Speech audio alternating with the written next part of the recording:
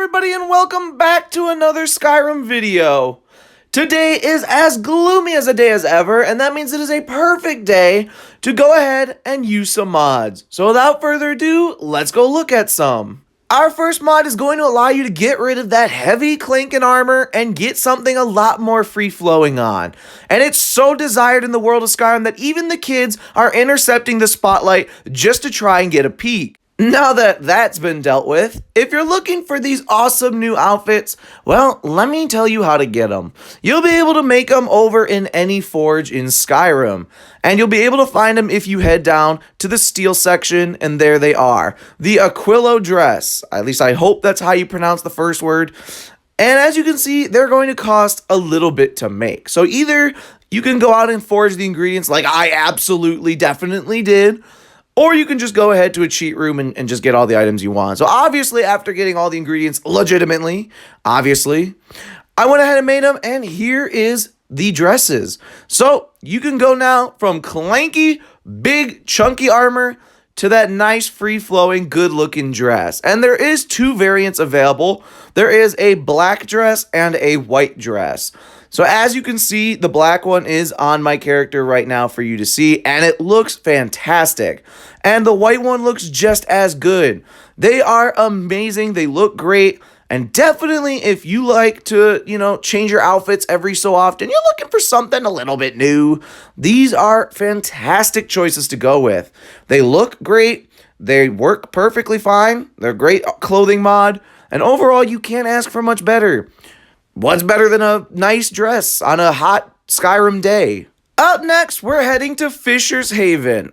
Okay, well, it's more commonly known as the Solitude Docks, but we're going to head over to the docks because we're going to be looking for a cute little companion to join us on the road. And that is going to be a corgi.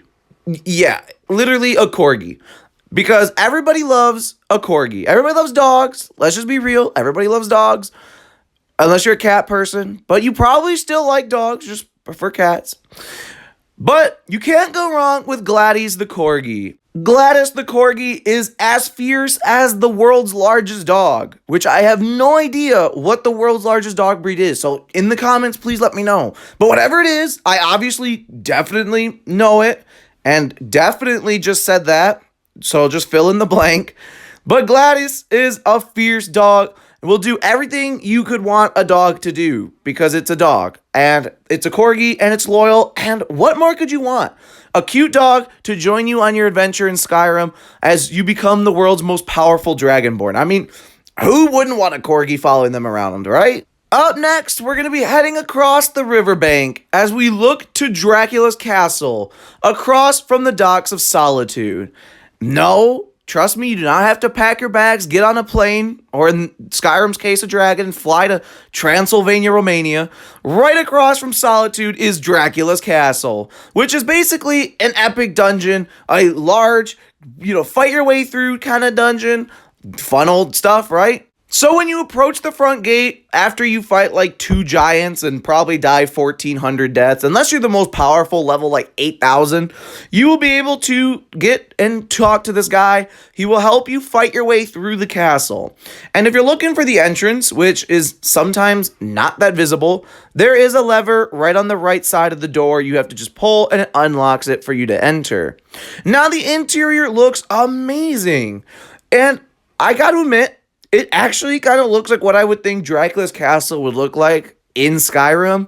I mean, personally, never been to the real one, but I gotta admit, it looks pretty good. And it feels like an actual Skyrim horror castle as a movie would do it, but like in Skyrim? Does that make any sense? I feel like I'm just rambling now, so let me get back on track.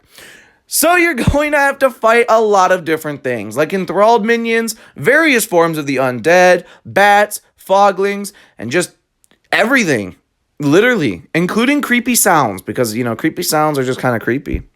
So enemies in the castle will continue to respawn until you kill the ending boss named the Count, and afterwards you can actually use this as a player home.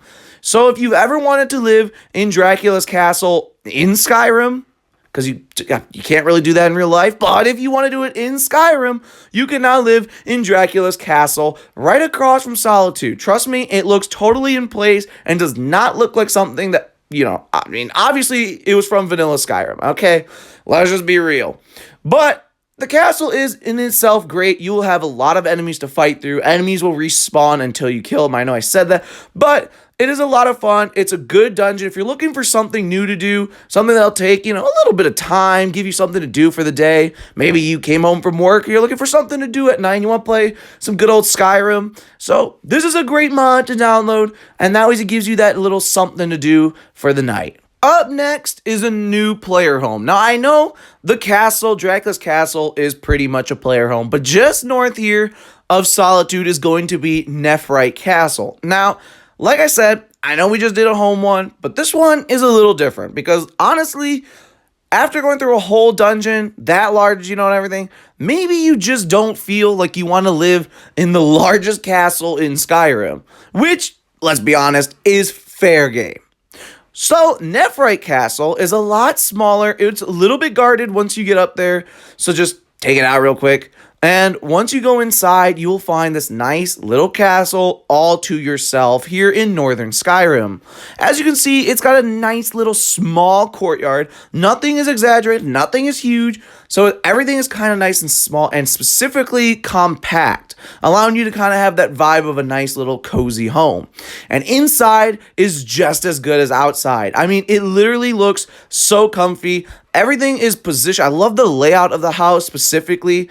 Everything looks so good. It has room for everybody that you could need. And of course, it has a beautiful upstairs bedroom that kind of overlooks the main dining room, the main room. And that's your room because, you're the owner of the house. Then I would expect you would take the master bedroom. But regardless, the house is amazing. The outside is perfect, the way it all looks and everything. And it really kind of feels like you have your own little tiny, kingdom type thing, to actually kind of live off of. You may not be the Jarl of Solitude or Whiterun, those huge cities, but at least you get your own little something after all the deeds you do around. And I gotta admit, sometimes something small like that allows you to just, after a long day, go back to your home, decorated, drop some stuff and all that, can honestly be really refreshing and nice. Up next is probably one of my favorite Skyrim mods ever, and it's a mod that completely destroys the fabric of Skyrim,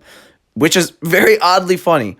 So this mod is going to add flintlock rifles, blunderbusses, and grenade launchers into Skyrim. And before you go, it can never happen. Kinda can. Because it actually has a very, very good animation. It works amazing, does great damage, and overall the functionality is a lot of fun. It completely changes Skyrim, and I gotta admit, I'm here for it. No more are the days of, I guess actually they're still gonna bring swords to a gunfight, but no more is the days of sword combat. Now you stay at range with guns. You can make all of these or find them on NPCs that are using them, but you can also make these at a forge, and you can make all of them, including their ammo supply. So with all of that being said, that's the end of the video. Let me know in the comments below which mod from today was your favorite.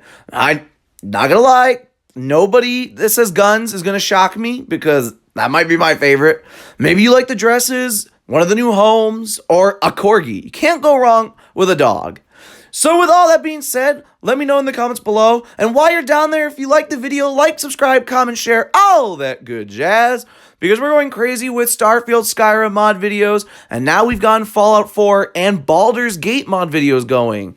So if you like any of those other games, and of course Skyrim, subscribe, stick around, and let's have a great time.